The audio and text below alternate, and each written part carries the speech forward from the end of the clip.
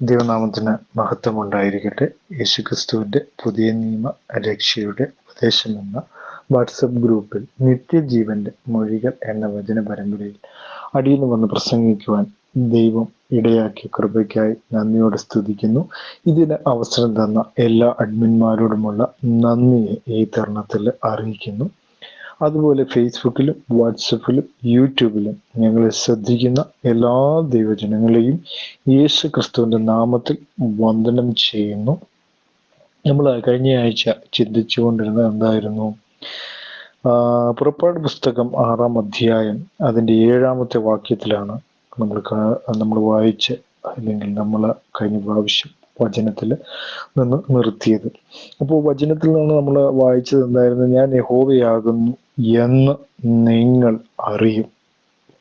അപ്പോൾ യഹോവയായ ദൈവത്തിന്, ഞാൻ കഴിഞ്ഞ ആഴ്ച പറഞ്ഞതുപോലെ, യഹോവയായ കർത്താവിന്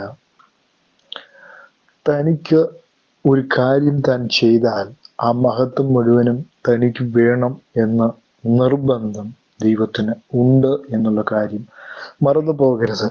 കാരണം 3 വ്യക്തികൾ ചേർന്ന ദൈവമാണെങ്കിൽ, അല്ലേ, ഏകനാണെന്ന് മോശ പഠിപ്പിച്ചു.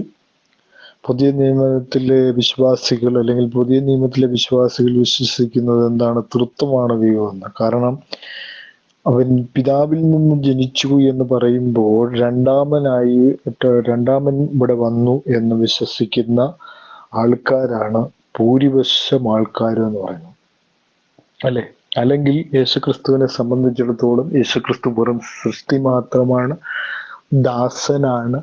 കാരണം ദാസൻ എന്തിനാണ് അത്ഭുതങ്ങൾ ചെയ്യുന്നത്? ദൈവം പറഞ്ഞിട്ടാണോ അത്ഭുതങ്ങളൊക്കെ ചെയ്യുന്നത്? അല്ലെ? ദാസൻ എങ്ങനെയാണ് പാപങ്ങളുടെ പരിഹാരത്തിനായിട്ട് മരിക്കുന്നത്? അങ്ങനെയാണെങ്കിൽ ഒരു മോശ പഴയ നിയമത്തിൽ ജനത്തിന്റെ പാപം പേറി ക്രൂശിൽ മരിച്ചടക്കപ്പെട്ടാൽ പോരായിരുന്നോ? ഉയർത്തെഴുന്നേറ്റ് മോശ പോരായിരുന്നോ എന്ന് നമ്മൾ ചിന്തിക്കേണ്ട ഒരു കാര്യം തന്നെയാണ്, അല്ലെ?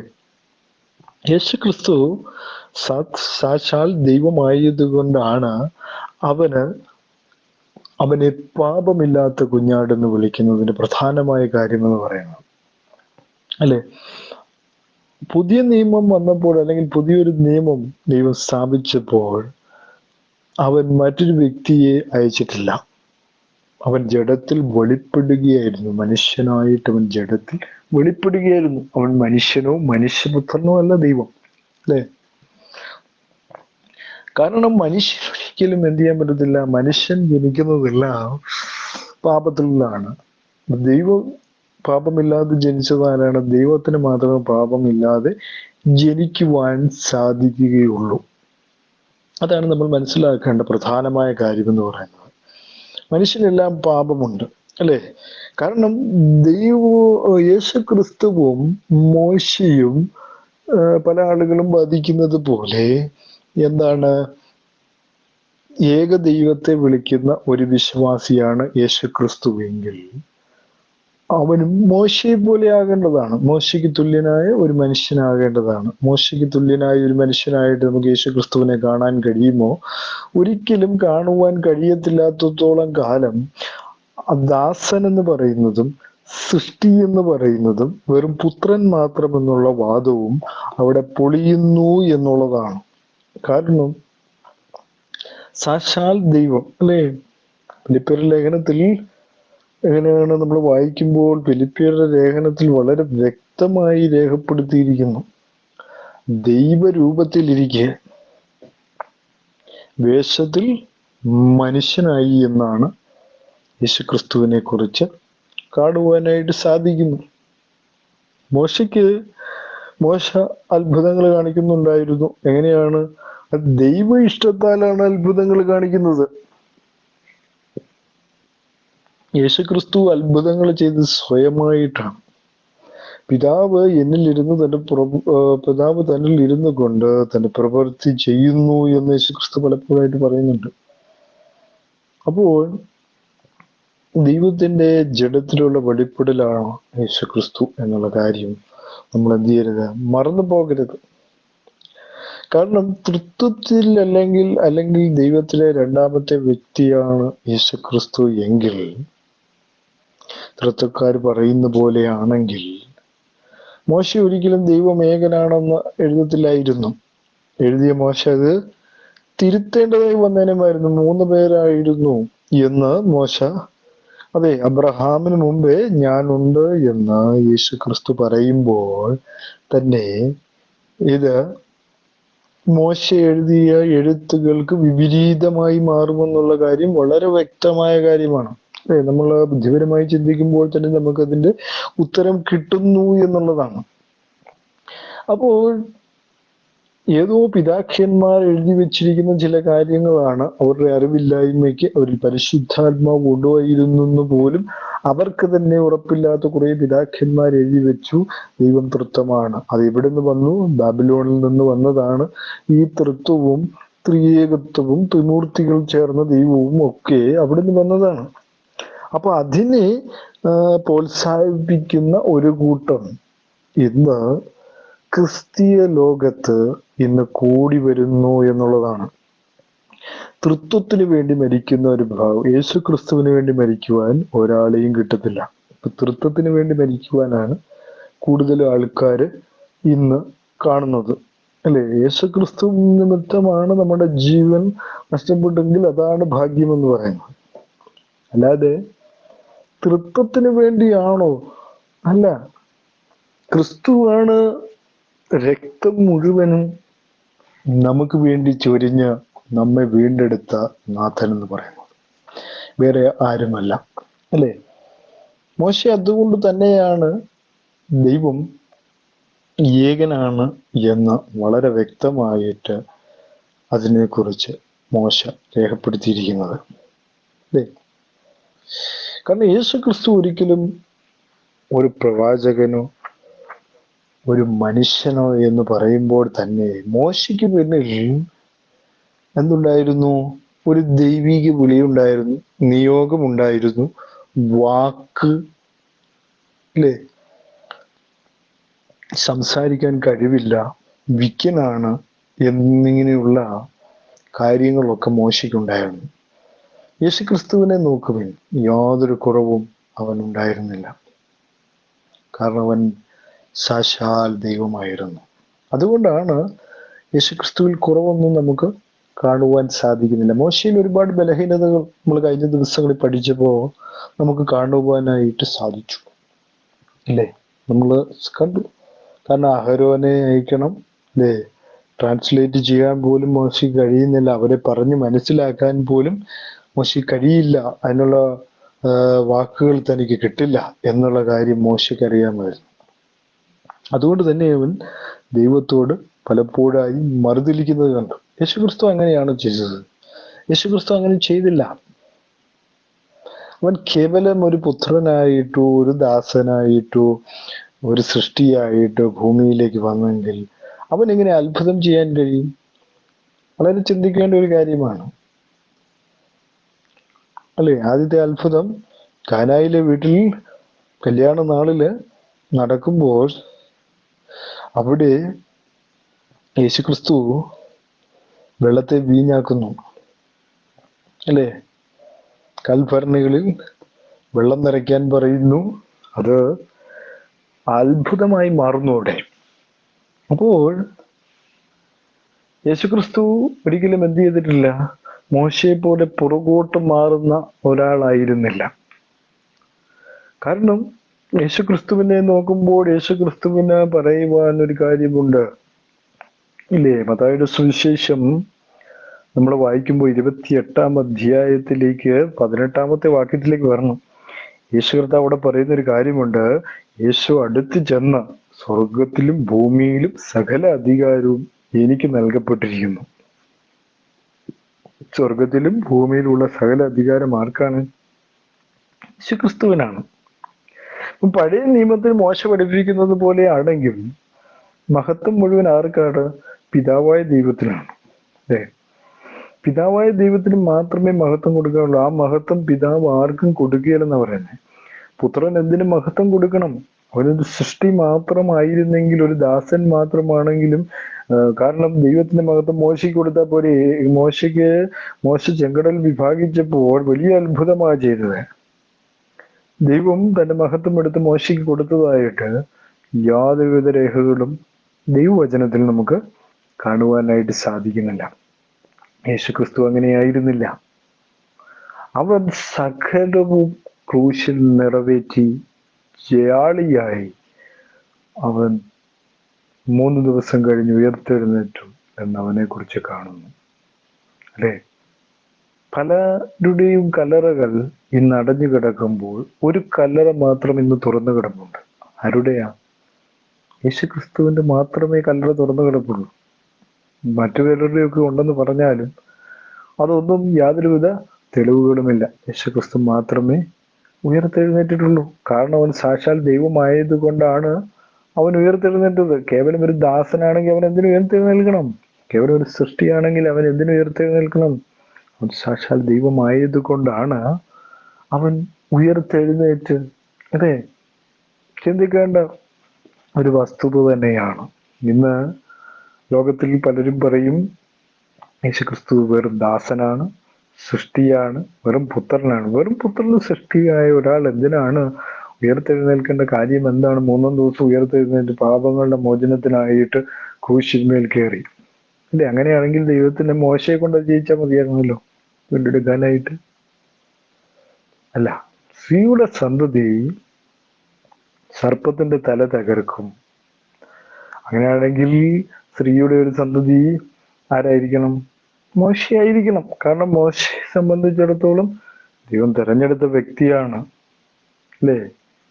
അവനെ കൊണ്ട് പൂർണ്ണമായിട്ട് അങ്ങ് ജയിച്ചാൽ മതിയായിരുന്നോ? അല്ല, ഇവിടെ വളരെ വ്യക്തമായിട്ടൊരു കാര്യം പറയുന്നു, ഞാൻ യഹോവയാകുന്നു എന്ന് നിങ്ങൾ അറിയും. ദൈവത്തിന്റെ ഒരു പ്രത്യേകതയുണ്ട്, താൻ ആരാണെന്ന് തന്നെ എല്ലാവരെയും അറിയിക്കും. അല്ലാതെ പുതിയ നിയമത്തിൽ രണ്ടാമത്തെ ആൾ വന്നു എന്ന് പറഞ്ഞുകൊണ്ട് ആ വ്യക്തിക്ക് മഹത്വം കൊടുക്കുകയല്ല ഇവിടെ ചെയ്യുന്നത്. കാരണം സാക്ഷാൽ ദൈവം ഭൂമിയിൽ മനുഷ്യനായി നമ്മുടെ ഇടകളിൽ അല്ലെങ്കിൽ നമ്മുടെ ഇടയിൽ വന്ന് പാർത്തു എന്നുള്ള കാര്യമാണ് നമ്മൾ മനസ്സിലാക്കേണ്ട പ്രധാനമായ കാര്യം. ആ അറിവെന്ന് പറയുന്നത് എല്ലാവർക്കും കിട്ടുകയില്ല. അല്ലേ? ദൈവം നമ്മുടെ അടുക്കൽ വന്നു, മനുഷ്യനായിട്ട് നമ്മോട് കൂടെ ഇരുന്നു, നമ്മോടൊപ്പം ഇരുന്ന് സംസാരിച്ചു.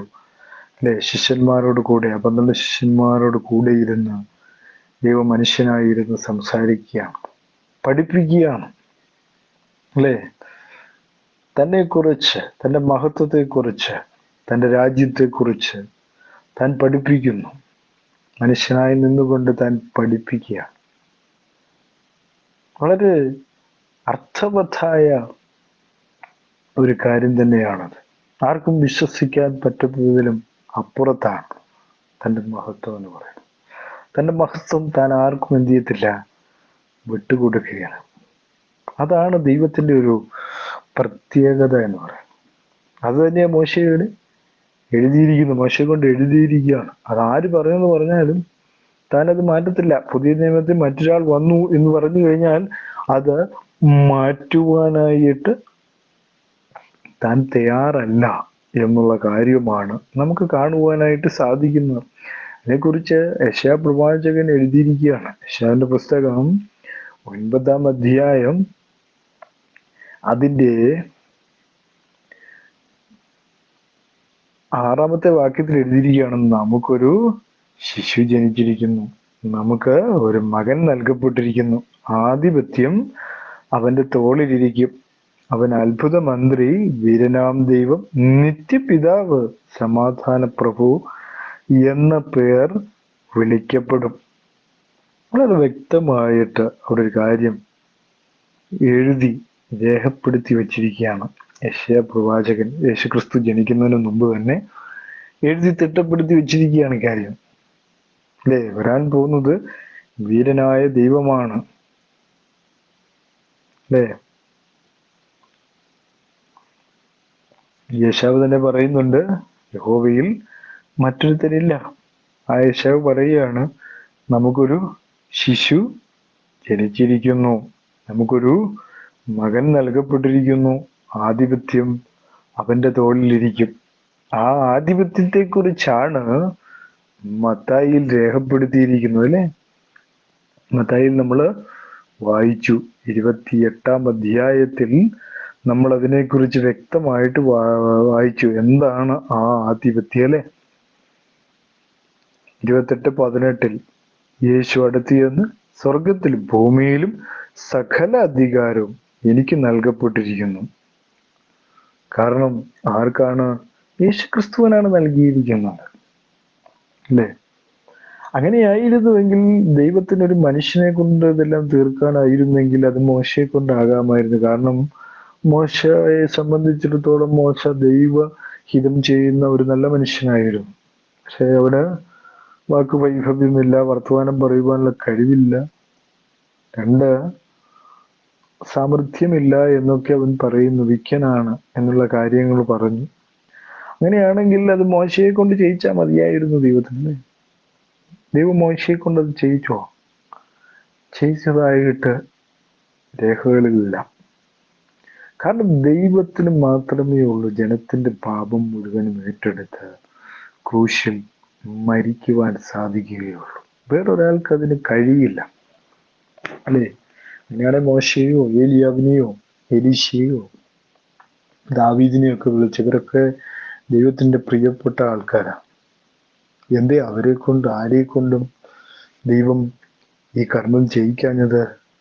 താൻ തന്നെ ചെയ്തെങ്കിലേ ഇത് പൂർത്തീകരണമാവുകയുള്ളൂ എന്ന് ദൈവം തീരുമാനിച്ചിരുന്നു. അതാണ് അതിന്റെ സത്യം എന്ന് പറയുന്നത് അല്ലേ? താൻ ആർക്കും മഹത്വം വിട്ടുകൊടുക്കുകയല്ല എന്ന് പറഞ്ഞാൽ അതിനകത്ത് യാതൊരുവിധ മാറ്റങ്ങളും ഇല്ല എന്നുള്ള കാര്യമാണ് അവിടെ എഴുതിയിരിക്കുന്നത്. മോശ ഒരിക്കലും കള്ളം പറയുകയില്ല. മോശ ഒരിക്കലും ദൈവവചനം എടുത്തിട്ട് അവൻ കള്ളം പറയുവോ? യഹോവയായ ദൈവം മഹത്വം ആർക്കും വിട്ടുകൊടുക്കുകയില്ല. തന്റെ മഹത്വം ആർക്കും വിട്ടുകൊടുക്കുകയില്ല. 8-ാമത്തെ വാക്യത്തിൽ നമ്മൾ വായിക്കുകയാണ്, പുറപ്പാട് പുസ്തകം 6-ാം അധ്യായം 8-ാം വാക്യത്തിൽ, ഞാൻ അബ്രഹാമിനും ഇസ്ഹാക്കിനും യാക്കോബിനും നൽകുമെന്ന് സത്യം ചെയ്ത ദേശത്തേക്ക് നിങ്ങളെ കൊണ്ടുപോയി അത് നിങ്ങൾക്ക് അവകാശമായി തീരും. ഞാൻ യഹോവയാകുന്നു. മോശെ ഇങ്ങനെ തന്നെ ഇസ്രായേൽ മക്കളോട് പറഞ്ഞു. എന്നാൽ അവർ മനോവ്യസനം കൊണ്ടും കഠിനമായ അടിമവേല കൊണ്ടും മോശയുടെ വാക്ക് കേട്ടില്ല എന്ന് അവിടെ കാണുന്നു.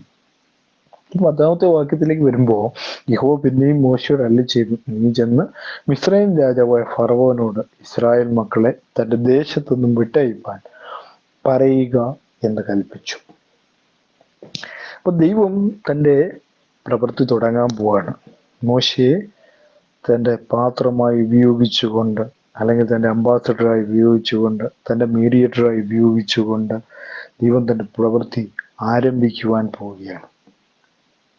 അതാണ് അവിടെ കാണുവാനായിട്ട് സാധിക്കുന്നു.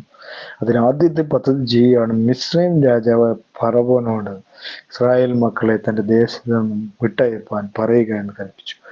അതിന് 12-ാമത്തെ വാക്യത്തിലേക്ക് വരുമ്പോൾ അവിടെ രേഖപ്പെടുത്തിയിരിക്കുന്ന ഇങ്ങനെയാണ്. അതിന് മോശെ, ഇസ്രായേൽ മക്കൾ എൻ്റെ വാക്ക് കേട്ടില്ല, പിന്നെ ഫറവോൻ എങ്ങനെ കേൾക്കും? ഞാൻ വാക്ക് വൈഭവം ഉള്ളവൻ അല്ലല്ലോ. മോശയെ സംബന്ധിച്ചിടത്തോളം മോശയ്ക്ക് എന്താണ്? സംസാരിക്കുവാനായിട്ട് യാതൊരു കഴിവുമില്ല അല്ലെ? യേശുക്രിസ്തു കേവലം ഒരു മനുഷ്യനായിരുന്നുവെങ്കിൽ, സ്വർഗത്തിൽ നിന്ന് വന്നതാന്ന് പറയുന്നു അല്ലേ? മേലിൽ നിന്നുള്ളവനാണ് എന്ന് കർത്താവ് പലപ്പോഴായി പറയുന്നു. അപ്പോൾ കേവലം ഒരു പുത്രനാണെങ്കിൽ, കേവലം ഒരു മനുഷ്യനാണെങ്കിൽ അല്ലേ, ഏകദൈവത്തെ വിളിക്കുന്ന ഒരു മനുഷ്യനാണെങ്കിൽ, ദാസനാണെങ്കിൽ അവന് കുറവുകളുണ്ട്. യേശുക്രിസ്തു ഒരിക്കലും താൻ കുറവുള്ളവനാണെന്നോ താൻ ഒരിടത്തും പറയുന്നില്ല. പക്ഷേ ദൈവം തിരഞ്ഞെടുത്ത മോശ പറയുകയാണ്, തനിക്ക് കഴിവില്ല, തന്നെ കൊണ്ട് അതിനുള്ള പ്രാപ്തിയില്ല എന്ന് മോശ പറയുകയാണ് അല്ലെ? ഈ ജനത്തെ ഫറവോന്റെ അടുക്കൽ നിന്ന് വിളിച്ചുകൊണ്ട് വരുവാനായിട്ട് അല്ലെ? യേശുക്രിസ്തു എങ്ങനെയായിരുന്നു? തന്റെ വാക്കുകളോട് പിടിച്ചു നിൽക്കുവാൻ അവിടുത്തെ യഹൂദ പ്രമാണികൾക്ക് പോലും കഴിഞ്ഞില്ലെന്നാണ്. 12-ാം വയസ്സിൽ യഹൂദന്മാരോട് തർക്കിക്കുന്ന യേശുക്രിസ്തുവിനെ കാണാം. അതിനുശേഷം 30 വയസ്സുകൾക്ക് ശേഷം തന്റെ പരസ്യ ശുശ്രൂഷ തുടങ്ങുന്ന കാലത്ത് പോലും ഒരു യഹൂദനോ അല്ലെങ്കിൽ ഒരു ന്യായപ്രമാണിയോ അല്ലെങ്കിൽ ശാസ്ത്രിയോ അവനെ എതിർത്ത് കാണുന്നത് നമ്മൾ കണ്ടിട്ടില്ല. കാരണം ദൈവമായവനോട് ആരെതിർക്കാൻ കഴിയുമല്ലേ? അതാണ് ഇവിടെ ചിന്തിക്കേണ്ട ഒരു വസ്തുത അല്ലെങ്കിൽ ഒരു ഫാക്ടർ എന്ന് പറയുന്നത്, അല്ലേ? കാരണം ഒരിക്കലും ശിഷ്യന്മാരെ പഠിപ്പിച്ചപ്പോൾ താൻ പറഞ്ഞില്ല തനിക്ക് വാക്കുഭയവുമില്ല, പിതാവ് പറഞ്ഞു തരുന്നതുകൊണ്ടാണ് ഞാനിതൊക്കെ ചെയ്യുന്നത് എന്ന് ശിഷ്യന്മാരോട് ഒരിക്കലെങ്കിലും പറഞ്ഞിട്ടുണ്ടോ? പറഞ്ഞിട്ടില്ല. പകരം ദൈവിക മഹത്വത്തെക്കുറിച്ച് താൻ വെളിപ്പെടുത്തുകയാണ്. ഒരു മനുഷ്യനായി നിന്നുകൊണ്ട് താൻ ദൈവിക മഹത്വത്തെ, തൻ്റെ മഹത്വത്തെക്കുറിച്ച് താൻ തന്നെ കുറിച്ച് വെളിപ്പെടുത്തുകയാണ്. അതാണ് അവിടെ കാണുവാനായിട്ട് സാധിക്കുന്ന ഒരു വലിയ കാര്യമെന്ന് പറയും. ഇപ്പം ചില ആളുകൾ പറയും, ഇതെന്താണ് ഫാൻസി ഡ്രസ് ആണോ, ഇങ്ങനെ എന്താ പറയുക, താൻ തന്നെക്കുറിച്ച്. അത് പിന്നെ ദൈവത്തെക്കുറിച്ച് അറിയണമെങ്കിൽ ദൈവത്തിനല്ലാതെ മറ്റൊരാൾക്ക് ദൈവത്തെക്കുറിച്ച് അറിയാൻ കഴിയുമോ? ദൂതന്മാർക്ക് പോലും ദൈവത്തെക്കുറിച്ച് കൃത്യമായി അറിയുവാൻ യാതൊരു അറിവും അവർക്കില്ല, യാതൊരുവിധ അറിവുകളുമില്ല. അതുകൊണ്ടാണല്ലോ ലൂസിഫർ അടിയേറ്റ് താഴെ വീണത്, അല്ലേ? കാരണം ദൈവത്തെക്കുറിച്ച് യാതൊരുവിധ അറിവും ലൂസിഫർക്ക് ഉണ്ടായിരുന്നില്ല. അവന് കഴിവുകൾ ഉണ്ടായിരുന്നു. അവന്റെ ചിറകുകൾ ആട്ടുമ്പോൾ പല പല പാട്ടിന്റെ കിന്നരങ്ങളുള്ള ശബ്ദങ്ങൾ കേൾക്കുമായിരുന്നു എന്നാണ് അവനെക്കുറിച്ച് നമുക്ക് കാണുവാനായിട്ട് സാധിക്കുന്നത്. അപ്പോൾ മോശ എങ്ങനെയുള്ള വ്യക്തിയായിരുന്നു? മോശയ്ക്ക് കഴിവില്ല എന്ന് മോശ സ്വയം സമ്മതിക്കുന്നു.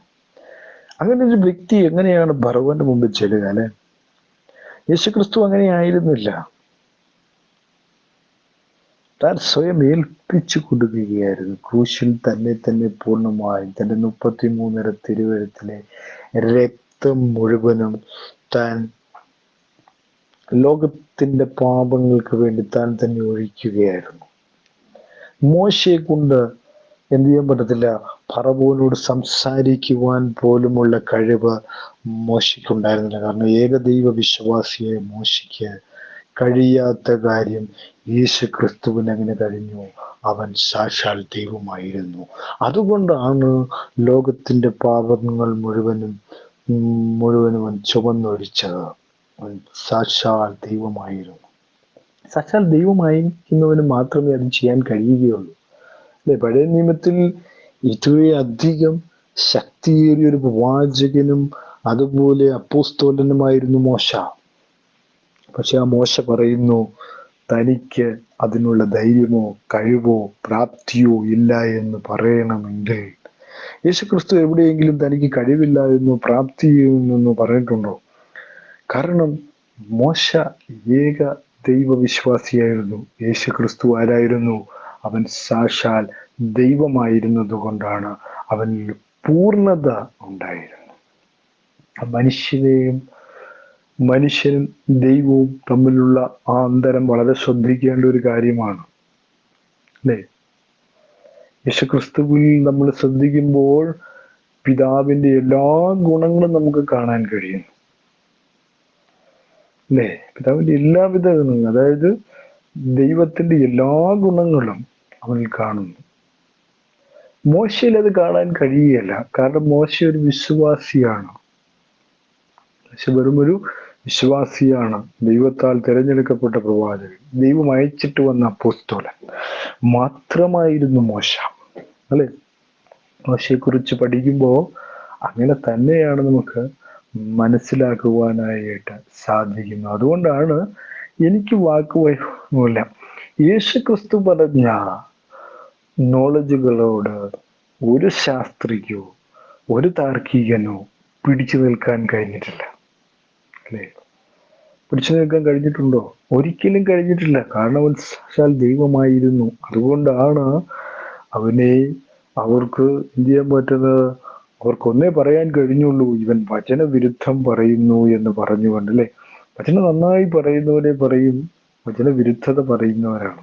യേശുക്രിസ്തുവിനെ നോക്കി അങ്ങനെ പറഞ്ഞു, ഇവൻ വചനവിരുദ്ധം പറയുന്നു, ഇവൻ തെറ്റായ വചനം പഠിപ്പിക്കുന്നു, ന്യായപ്രമാണത്തിനെതിരായ വചനങ്ങൾ ദൈവത്തിന് സമതുല്യനാകുന്നു എന്നൊക്കെയാണ് യേശുക്രിസ്തുവിനെ കുറിച്ചുള്ള പരാതികൾ ഇസ്രായേൽ ജനത്തിനുണ്ടായിരുന്നു.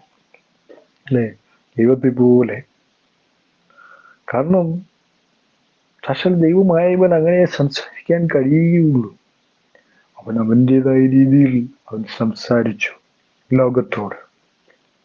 അല്ലേ, യേശുക്രിസ്തു അങ്ങനെയാണ് ലോകത്തോട് സംസാരിച്ചത്. ഒരിക്കലും തനിക്ക് വാക്കുവൈഭവമില്ല. തനിക്ക് പിതാവ് അയച്ചത് കൊണ്ട് എനിക്ക് യാതൊരു കഴിവുമില്ല എന്ന് യേശുക്രിസ്തു എവിടെയും പറഞ്ഞതായിട്ട് രേഖപ്പെടുത്തിയിട്ടില്ല. അപ്പോൾ ആരായിരുന്നു സാക്ഷാൽ ദൈവമായവൻ മനുഷ്യനായി തീർന്നു എന്നുള്ള കാര്യം, അല്ലെ? ദൈവമായവൻ മനുഷ്യനായി ജഡത്തിൽ വെളിപ്പെടുകയായിരുന്നു. അതായിരുന്നു യേശുക്രിസ്തു. അതാണ് മോശയും യേശുക്രിസ്തുവും തമ്മിലുള്ള താരതമ്യ പഠനം എന്ന് പറയുന്നത്. താരതമ്യ പഠനം നടത്തുകയാണെങ്കിൽ മോശ എന്നും എന്താണ്? യേശുക്രിസ്തുവിന് മുമ്പിൽ കുറവുള്ളവനാണ്. കാരണം യേശുക്രിസ്തു പൂർണ്ണനാണ്. അക്കാര്യം നമ്മൾ മറന്നു പോകരുത്. അല്ലേ, മോശ ഒരിടത്തും പറഞ്ഞില്ല എന്താണ് സകല അധികാരവും എനിക്ക് നൽകപ്പെട്ടിരിക്കുന്നു എന്ന് മോശ പറഞ്ഞോ? മോശ പറഞ്ഞില്ല. പക്ഷെ യേശുക്രിസ്തു പറഞ്ഞു സകല അധികാരവും എനിക്ക് തന്നിരിക്കുന്നു. കാരണം ഞാൻ ജഡത്തിൽ വെളിപ്പെട്ട ദൈവമാണ് എന്ന് അവൻ ഉറപ്പിക്കുകയാണ് ആ വാക്കുകളിലൂടെ. അല്ലേ, നമ്മൾ ചിന്തിക്കേണ്ട ഒരു കാര്യം തന്നെയാണ്. അപ്പോൾ വാക്ക് വൈഭവമില്ല എന്ന് മോശ പറയുന്നു എന്ന് യഹോവയുടെ സന്നിധിയിൽ പറഞ്ഞു. അനന്തരം യഹോവ മോശയോടും അഹരോനും അരുളി ചെയ്തത്, ഇസ്രായേൽ മക്കളെ മിസ്രയീം ദേശത്തു നിന്ന് പുറപ്പെടുവിക്കേണ്ടതിന് അവരെ ഇസ്രായേൽ മക്കളുടെ അടുക്കിലേക്കും ഇസ്രായേൽ രാജാവായ ഫറവോന്റെ അടുക്കലേക്കും നിയോഗിച്ചയച്ചു എന്ന് അവിടെ രേഖപ്പെടുത്തിയിരിക്കുന്നു. മോശ ഒത്തിരി ദൈവത്തോട് കയർത്തു പോകാൻ പറ്റുകയില്ല, തന്നെ കൊണ്ട് അതിന് കഴിയുകയില്ല. അപ്പോൾ ദൈവം മോശയോട് അരുളി ചെയ്യുന്ന കാര്യം എന്താണ്? ഇസ്രായേൽ മക്കളെ മിസ്രയീം ദേശത്ത് നിന്ന് പുറപ്പെടുവിക്കേണ്ടത് അവിടെ ഇസ്രായേൽ മക്കളുടെ അടുക്കിലേക്കും മിസ്രയീം രാജാവായ ഫറവോന്റെ അടുക്കിലേക്കും നിയോഗിച്ചയച്ചു. ദൈവം എന്ത് ചെയ്തു? അവരെ നിയോഗിച്ച് അയക്കുകയാണ്. യേശുക്രിസ്തുവിനെ എവിടെയെങ്കിലും നിയോഗിച്ചയച്ചതായിട്ട് യാതൊരുവിധ രേഖകളുമല്ല. കർത്താവ് പോകേണ്ടിടത്തെല്ലാം അവൻ പോകും. അല്ലേ, രോഗികളെ സൗഖ്യമാക്കേണ്ടത് അവൻ രോഗികളെ സൗഖ്യമാക്കും. അല്ലേ, കുരുടർ കാണുന്നു, ചെകിടർ കേൾക്കുന്നു. മോശയ്ക്ക് അങ്ങനെയൊന്നും ഒരാളെ ചെയ്യുവാൻ മോശയ്ക്ക് അതിനുള്ള കഴിവുണ്ടായിരുന്നില്ല. യേശുക്രിസ്തു ഒരാളുടെ ഹൃദയം പോലും അറിയുന്നു എന്നുള്ളതാണ്. അല്ലെ, ധനവാന്റെ ഹൃദയം പഠിച്ചിട്ട് പറഞ്ഞു നിനക്കൊരു കുറവുണ്ട് എന്ന് പറഞ്ഞു. അല്ലേ, ദാനിയേലിനെ കണ്ടപ്പോഴെന്താണ് യേശുക്രിസ്തു പറഞ്ഞത്? ഇവൻ സാക്ഷാൽ ഇസ്രായേലിയൻ, ഞാൻ നിന്നെ പ്രാർത്ഥിക്കുമ്പോഴേ കണ്ടു എന്ന് വളരെ വ്യക്തമായിട്ട് പറയുന്നു. സാക്ഷാൽ ദൈവമായതുകൊണ്ടാണ് ഇതൊക്കെ പറയാൻ കഴിയുന്നത്. വെറും ഒരു ദാസനാണെങ്കിൽ, മോശ ഒരു ദാസനാണ്. അല്ലെ, മോശ ഒരു ദാസനാണ്. മോശ ഒരു ദൈവത്തിന്റെ ഒരു സൃഷ്ടിയാണ് മോശ, അല്ലെങ്കിൽ ദൈവത്തിന്റെ ഒരു മകനാണ് മോശ. ആ മകന് ഒരുപാട് കുറവുകളുണ്ട്. പക്ഷെ യേശുക്രിസ്തു തനിക്ക് കുറവുള്ളതായിട്ട് യേശുക്രിസ്തു പറഞ്ഞിട്ടില്ല. അവൻ വലിയൊരു ഹീറോ ആയിട്ടാണ് ഭൂമിയിലൂടെ നടന്നത്. അത് ചിന്തിക്കേണ്ട ഒരു സത്യമാണത്. അല്ലേ, യേശുക്രിസ്തു എവിടെയെങ്കിലും പതറിയതായിട്ട് നമുക്ക് കാണാൻ കഴിയുന്നുണ്ടോ? ക്രൂശിക്കപ്പെടുന്നതിന് കുറച്ച് മുമ്പ് പ്രാർത്ഥന വേളയിലൊന്ന് പതറി. അല്ലേ, താൻ എടുക്കാൻ പോകുന്ന പാനപാത്രത്തെ ഓർത്ത് താൻ വേദനിക്കുന്ന നിമിഷം അവിടെയാണ് യേശുക്രിസ്തു പകരുന്നതായിട്ട് നമുക്ക് കാണാൻ കഴിയും. പിന്നെ തന്നെ പടയാളികൾ അടിച്ചുകൊണ്ട് പോകുമ്പോൾ, മുറിവേൽക്കപ്പെടുമ്പോൾ താൻ വേദനിക്കപ്പെടുന്നു. അവിടെയെല്ലാം താൻ വേദനിക്കപ്പെടുന്നുണ്ടെങ്കിലും പക്ഷേ എല്ലാം താൻ ആർക്ക് വേണ്ടി? തൻ്റെ മക്കൾക്ക് വേണ്ടി താൻ സ്വയം ഇവയെല്ലാം ഏറ്റെടുക്കുന്നു. എല്ലാം മുറിവുകൾ ഏറ്റെടുക്കുന്നു. ആ വേദനകൾ ഏറ്റെടുത്തുകൊണ്ട് ക്രൂശിൽ മരിക്കുവാൻ തയ്യാറാകുന്ന യേശുക്രിസ്തുവിനെയാണ് നമുക്ക് കാണുവാൻ കഴിയുന്നത്. എല്ലാത്തിനും സന്നദ്ധനായി നിൽക്കുന്ന ഒരു ദാസനാണെങ്കിൽ യാതൊരുവിധ സന്നദ്ധതയും അത്തരത്തിൽ കാണിക്കുകയില്ല. ദാസന് അവൻ്റെതായ ഭയമുണ്ട്, കുറവുകളുണ്ട്, ഭയപ്പെടുന്നു. യേശുക്രിസ്തുവിന് ആ ഭയമുണ്ടായിരുന്നില്ല. കാരണം അവൻ സാക്ഷാൽ ദൈവമായതുകൊണ്ടാണ് അവന് ഭയമില്ലായിരുന്നു. അവൻ പൂർണ്ണമായും ഭയമുണ്ടായിരുന്നില്ല. മോശയെ സംബന്ധിച്ചോളം ഭയമുണ്ട്. ഫറവോന്റെ മുമ്പിൽ പോയി നിൽക്കണം എന്ന് പറഞ്ഞപ്പോൾ അവന് ഭയമുണ്ടായിരുന്നു. യേശുക്രിസ്തുവിനെ ന്യായാധിപ സംഘത്തിന് മുമ്പിൽ നിന്നപ്പോഴും അവൻ പറഞ്ഞു, എൻ്റെ രാജ്യം ഇവിടെയല്ല എന്നുള്ള കാര്യം വളരെ വ്യക്തമായിട്ട് പറഞ്ഞു, അല്ലേ?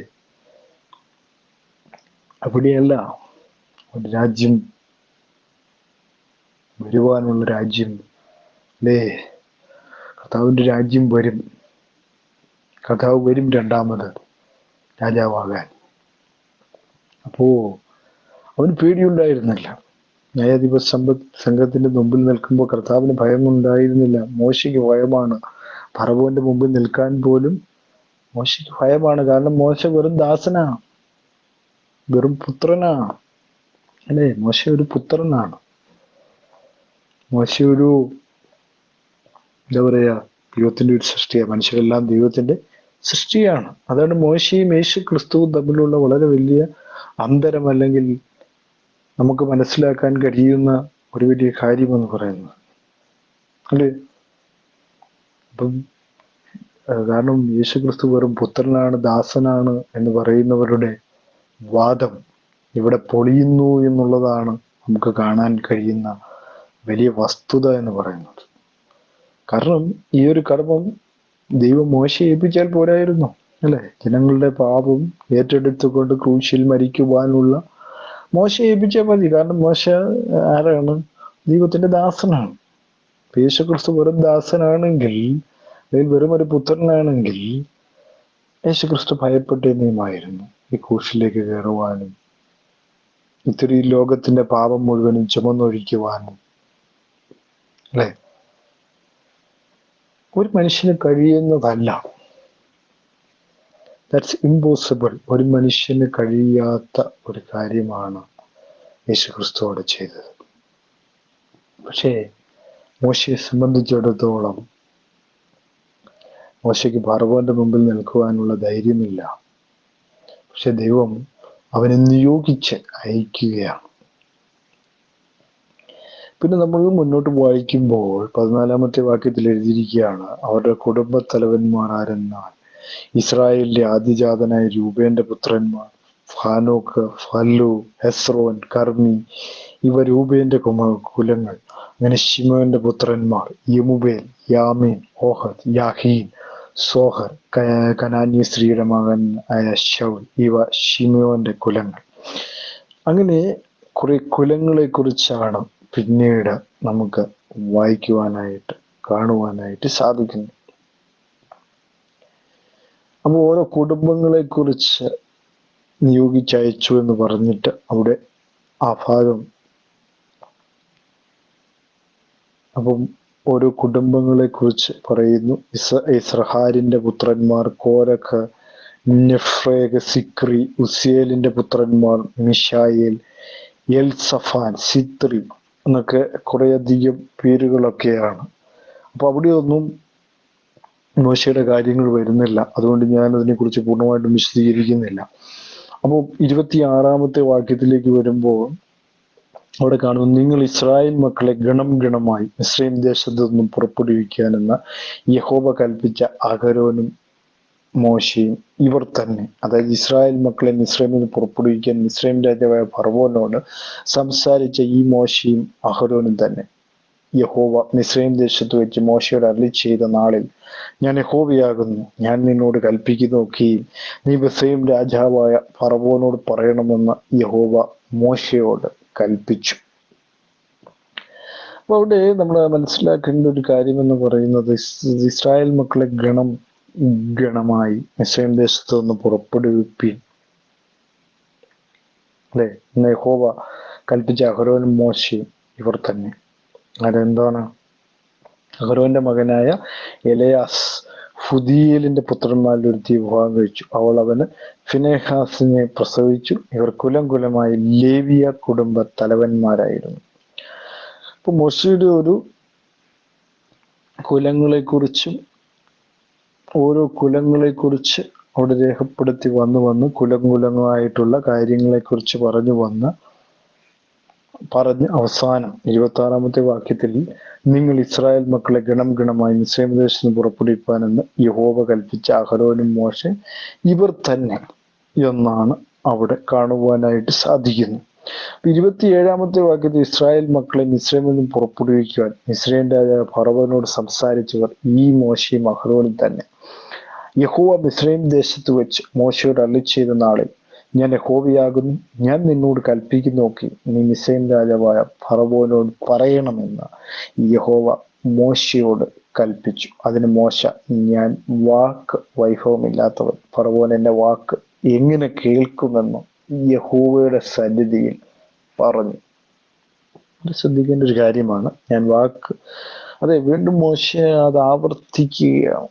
കാരണം തനിക്ക് സംസാരിക്കാനുള്ള കഴിവില്ല എന്നുള്ള കാര്യമാണ്. യേശുക്രിസ്തു എവിടെയെങ്കിലും തനിക്ക് സംസാരിക്കാൻ കഴിവില്ല എന്ന് പറഞ്ഞതായി? മോശദാസനാണല്ലോ. യേശുക്രിസ്തുവിനെ ദാസനായിട്ട് വിശ്വസിക്കുന്ന ഒരുപാട് വ്യക്തിത്വങ്ങളുണ്ട്, എനിക്കറിയാം. അപ്പൊ അവരൊക്കെ ചിന്തിക്കേണ്ട ഒരു കാര്യം തന്നെയാണ്, യേശുക്രിസ്തു ദാസനാണെങ്കിൽ ഈ മോശയെ പോലെ ഭയപ്പെടേണ്ട ആള് തന്നെ അല്ലേ? യേശുക്രിസ്തു എവിടെയെങ്കിലും ഭയപ്പെട്ടതായിട്ട് രേഖപ്പെടുത്തിയിട്ടില്ല. അപ്പോൾ തന്നെ ആ വാദങ്ങളെല്ലാം അവിടെ പൊളിഞ്ഞു കാണുന്നു എന്നുള്ളതാണ് നമുക്ക് മനസ്സിലാക്കുവാനായിട്ട് സാധിക്കും. പുറപ്പാട് പുസ്തകം 7-ാം അധ്യായം 1-ാം വാക്യം വായിക്കുമ്പോൾ അവിടെ കാണുന്നത് എങ്ങനെയാണ്?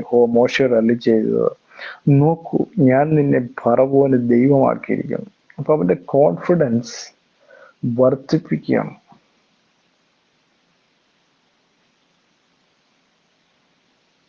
അപ്പൊ ഇവിടെ നമ്മൾ മനസ്സിലാക്കുമ്പോൾ എബ്രായ ഭാഷയിൽ ഒരു ദൈവം എന്ന് വിവർത്തനം ചെയ്യാമെങ്കിലും ഇതിനെന്ത് ചെയ്യുന്നില്ല, ഇവിടെ അതിനുള്ള സാധ്യതയില്ല. ദൈവവുമാക്കി അല്ല മോശയെ അവിടെ ധരിച്ചിരിക്കുന്നത്. കാരണം ഫറവോന്റെ മേളിൽ ദൈവം അവന് അധികാരം കൊടുക്കുകയാണ് എന്നുള്ള അർത്ഥത്തിലാണ് അവിടെ ദൈവം എന്നുള്ള വാക്ക് രേഖപ്പെടുത്തിയിരിക്കുന്നത്.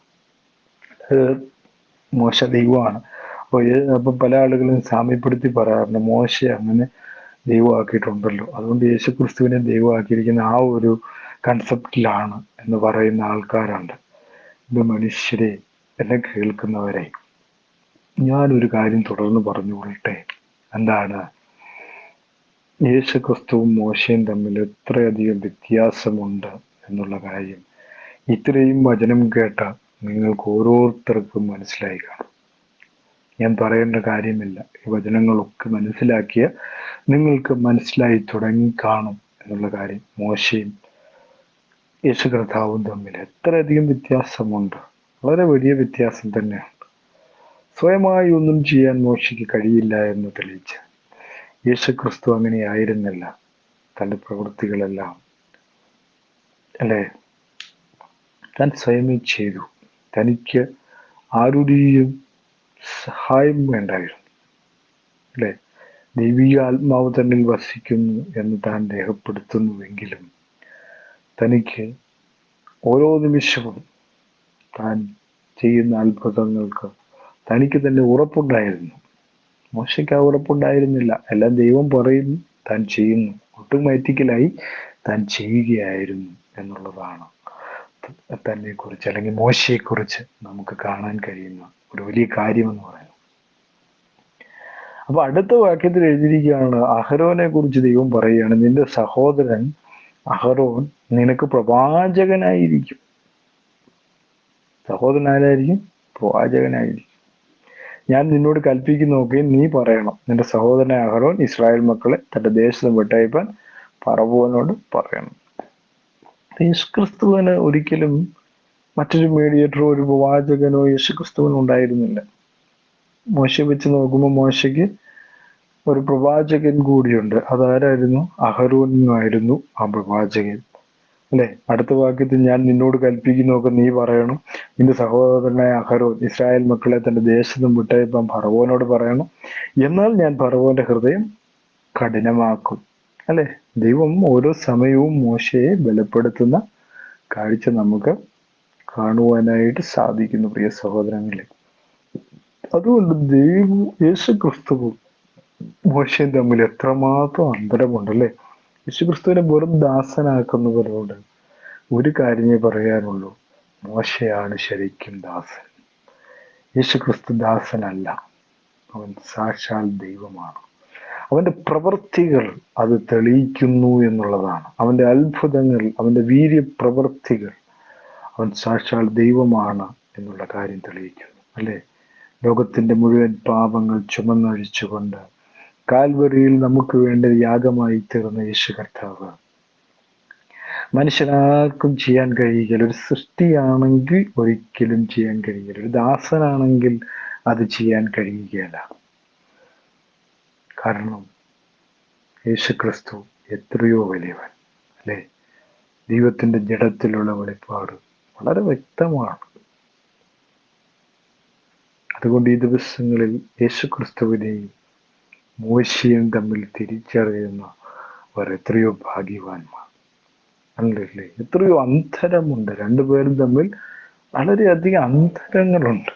രണ്ടുപേരും തമ്മിലുള്ള വ്യത്യാസം വളരെ ഏറിയിരിക്കുന്നു എന്നുള്ളതാണ്. കർത്താവ് ആരാണ്, മോശ ആരാണ്, അല്ലേ? മോശ ഒരിക്കലും പറഞ്ഞില്ല എനിക്ക് അധികാരമുണ്ട്. യേശുക്രിസ്തു എന്താണ് പറഞ്ഞത്? എൻ്റെ കയ്യിൽ ഒരു അധികാരമുണ്ട്. എന്താണ് കർത്താവിനുള്ള അധികാരം, അല്ലേ? അധികാരമുണ്ട്. സ്വർഗത്തിലും ഭൂമിയിലും സകല അധികാരവും ആർക്ക് നൽകിയിരിക്കുന്നു? യേശുക്രിസ്തുവിന് നൽകിയിരിക്കുന്നു. മോശ ഒരിക്കലും പറഞ്ഞില്ല, കാരണം മോശ ദാസനുമാണ്, പുത്രനുമാണ്.